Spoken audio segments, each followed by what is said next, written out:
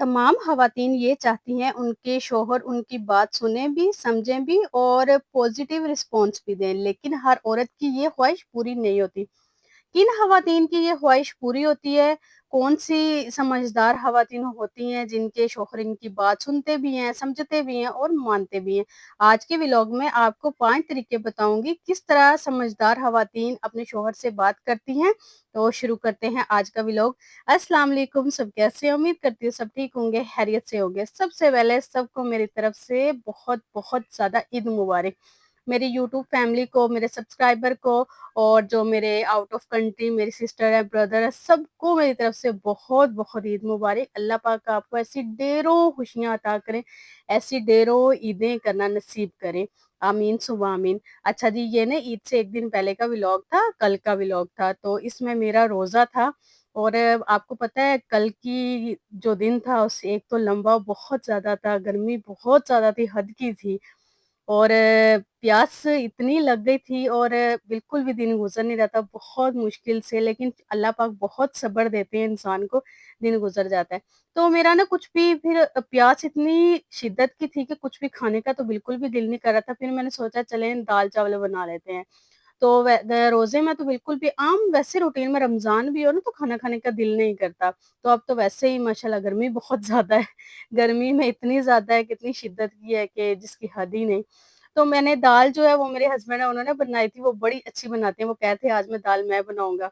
तो वो मुझे कहते हैं आप थोड़ी देर के लिए ना लेट जाओ, आपको बहुत प्यास लग रही है, तो थोड़ा ना सोने की कोशिश करो, इससे आपकी प्यास ना थोड़ी कम हो जाएगी। तो मैं थोड़ी देर के लिए सो गई, तो मैं फिर दाल बना दी थी जो मैंने आपको दिखाई। उसके साथ मैंने सिंपल तड़के वाले चावल बनाए थे और साथ फिर मैंने दही भल्ले बनाए थे, साथ मैंने टैंक बनाया था और मैंने पकोड़े बनाए थे। लेकिन इत्तेफ़ाक से मेरे साथ इस दफ़ा भी ऐसे हुआ कि मैं अभी आधे मेरे पकोड़े बने थे, आधे रहते थे कि रोज़ा खुल गया।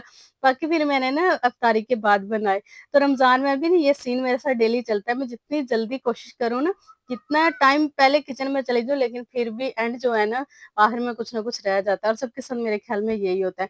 तो आज की रूटीन के साथ-साथ जो आज का टॉपिक है उसको डिस्कस करते हैं और अगेन ईद मुबारक सबको मेरी तरफ से बहुत-बहुत ज़्यादा। देखिए एक अक्लमंद और समझदार औरत ना इस बात को बहुत अच्छे से जानती है, ज़ुबान और रवैया ताल्लुकात को बनाने और बिगाड़ने में अहम किरदार अदा करता है। स्पेशली एक बाशऊर औरत ना अपने शौहर से बात करते हुए ना अंदाज़े गुफ्तगू ऐसा होता है जो उनकी गलतफ़हमियों को कम करता है और दिलों को करीब लाता है। सो अ, पॉइंट नंबर 1 अक्लमंद ख़वातीन ना मौका देखती हैं। एक समझदार औरत को ये पता होता है अपने शौहर से किस टाइम क्या बात कहनी है और क्या बात करनी है। इसको सिर्फ़ इस बात से गर्ज़ नहीं होता कि वो अपना गुस्सा या अपनी बात किसी भी वक़्त अपने शौहर के सामने रख दें या अपनी सारी दिल की जो भड़ास है ना जब दिल किया निकाल दे। बिल्कुल नहीं, ऐसा नहीं है, बल्कि वो ये चाहती हैं उनका शौहर उनकी बात ध्यान ध्यान से, सब्र से, तहम्मुल से सुने, इसलिए वो मुनासिब वक़्त देखती हैं, मुनासिब वक़्त का इंतज़ार करती हैं और अपने शौहर का मूड देखकर हमेशा बात करती हैं। तो अगर आज से ना आप भी अपने शौहर के मूड और मुनासिब वक़्त को देखकर बात करेंगी ना, तो आपके शौहर भी आपकी बात इंटरेस्ट से सुनना शुरू कर देंगे। कई दफ़ा ऐसा होता है ना आपके शौहर गुस्से में होते हैं, परेशान होते हैं किसी भी वजह से, तो उस वक़्त ना आप उनके गुस्से को देखते हुए ना आप ये भी नहीं देखती कि वो गुस्से में आप ना अपनी बात कर देती हैं, तो जिससे ना उनका गुस्सा मज़ीद ज़्यादा हो जाता है। ऑफ़ कोर्स उस टाइम तो वो गुस्से में होंगे और आपकी बात नहीं सुनेंगे, इसलिए अक्लमंद और समझदार ख़वातीन मौका और मूड देख कर बात करती हैं, मुनासिब वक़्त का इंतज़ार करती हैं, फिर अपना मौक़िफ़ ना अपने शौहर के सामने रखती हैं। तो पॉइंट नंबर 2 है सिलेक्शन ऑफ गुड वर्ड्स, यानी अल्फाज का बेहतरीन चुनाव करती हैं। हम अपने इर्द-गिर्द अपने ना फैमिलीज़ में देखते हैं बाज़ ख़वातीन गुस्से में ये भूल जाती हैं कि वो किस तरह के अल्फाज इस्तेमाल कर रही हैं, जो उनके मुँह में आता जाता है बिला खौफ वो बोलती चली जाती हैं। बाज़ औक़ात ख़वातीन इतनी ख़राब अल्फाज यूज़ करती हैं कि वो ठीक होते हुए भी अपने शौहरों की नज़रों में बुरी बन जाती हैं, सिर्फ़ अपने गलत अल्फाज के चुनाव की वजह से। जब ये समझदार और अक्लमंद ख़वातीन गुस्से की हालत में भी इस बात का ख़ास ख़्याल रखती हैं कि वो किस तरह के अल्फाज इस्तेमाल कर रही हैं। इस तरह वो बड़ी से बड़ी बात भी अपने शौहर से बहुत आराम से कह देती हैं और शेयर कर लेती हैं। शौहर को भी बुरी नहीं लगती, ये औरतों की ये सरासर बेवकूफ़ी होती है जिसे वो अक्लमंदी समझती हैं कि हमसे तो बर्दाश्त नहीं होता, हम फ़ौरन बात मुँह पे मार देते हैं, चाहे वो हमारा शौहर या कोई और, लेकिन अक्लमंद ख़वातीन वही होती हैं जो सोच समझ कर اپنے منہ سے الفاظ نکالتی ہیں اور ان کا خیال کرتی ہیں بغیر سوچے سمجھے کہنے سے بہتر پچھتانے سے بہتر ہے کہ آپ الفاظ کا سلیکشن اچھا اور سوچ سمجھ کر کریں۔ نیکسٹ پوائنٹ، عقل مند خواتین نا انا کی جنگ نہیں لڑتی بلکہ اپنے رشتے کو بچاتی ہیں، لیکن کچھ خواتین اپنی انا یا ایگو کی وجہ سے نا اپنے رشتے کو مسلسل خراب کر رہی ہوتی ہیں، مسلسل کمزور کر رہی ہوتی ہیں، یا تو وہ ہر بات کو اپنی انا کا مسئلہ بنا لیتی ہیں، مسلسل بحث کرتی ہیں یا منہ بنا لیتی ہیں، اور ایسے منہ بنانے میں نا 4-4 6-6 دن بھی گزار دیتی ہیں۔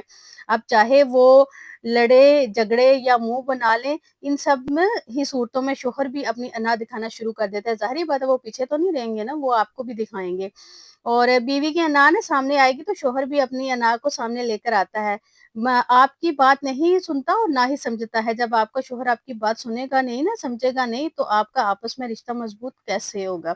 اس لیے اپنے رشتے سے نا انا کو نکال دے، جب انا نکل جائے گی نا خود بخود آپ کا رشتہ اسٹرانگ ہو جائے گا۔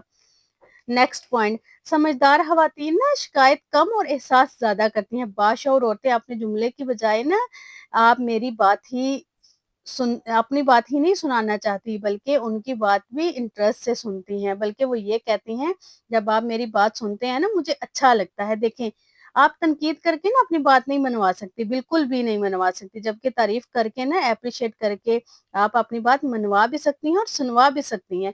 آپ کی سنوائی اس وقت آرام سے ہو جائے گی جب آپ ان کی تعریف کریں گی۔ ایک دفعہ نا یہ اپلائی کر کے تو دیکھیں، تعریف سے جو کام بنتا ہے نا وہ لڑائی سے تنقید سے ہرگز نہیں بنتا۔ بہت ساری خواتین یہ بولیں گی ہمارے شوہر تو ہماری بات سنتے ہی نہیں، تو ہم انہیں یہ کس طرح کہیں کہ جب آپ میری بات سنتے ہیں تو مجھے اچھا لگتا ہے۔ آپ کی زندگی میں کوئی ایسا لمحہ آیا ہوگا جس میں انہوں نے تعریف کی ہوگی یا آپ کے ساتھ بیٹھ کے کوئی اچھے الفاظ بولے ہوں گے، آپ انہیں کو دہرائیں، اس کو کہیں کہ آپ نے فلاں ٹائم پہ نا مجھے یہ بات بولی تھی تو مجھے نا بڑا اچھا لگا تھا۔ تو اس طرح نا کبھی کبھی آپ میری بات سن لیا کریں، تھوڑا نا انٹرسٹ شو کر دیا کریں، مجھے بہت اچھا فیل ہوگا۔ دیکھیں اس طرح کرنے سے نا آپ اپنے شوہر سے بات منوا بھی لیں گے اور اپنی بات کا ان کے کانوں میں ڈال بھی دیں گی، اور وہ انٹرسٹ سے آپ کی بات سنیں گے، تو تنقید نہیں تعریف۔ نیکسٹ پوائنٹ، عقل مند عورت نا سننے کا سلیقہ رکھتی ہے۔ دیکھیں ایک سمجھدار عورت صرف اپنی بات کہنے پر زور نہیں دیتی بلکہ شوہر کی بات سننے کا سلیقہ بھی رکھتی ہے، اور سننے کا مطلب صرف خاموش رہنا نہیں ہوتا بلکہ توجہ اور دلچسپی کا اظہار کرنا بھی ہوتا ہے۔ سمجھداری کے ساتھ بات کو سننا ہوتا ہے، اپنے شوہر کی بات کاٹنے کی بجائے نا یہ فیل کرواتی ہیں کہ ان کی بات کی بہت اہمیت ہے، انٹرسٹ اور خاموشی سے سنتی ہیں، اور اگر آپ کا شوہر پریشان ہو کسی وجہ سے، آپ کے ساتھ بوجھ ہلکا کرنے کے لیے آپ کو کچھ باتیں بتائیں تو فوراً ان کو نصیحت نہ کریں یا جواب نہ دیں بلکہ پوری بات دھیان کے ساتھ سنیں تاکہ وہ خود کو اہم اور قابل قدر سمجھے، اور سننے کے بعد جواب ایسا دیں کہ شوہر کا جو اعتماد ہے نا وہ بڑھ جائے۔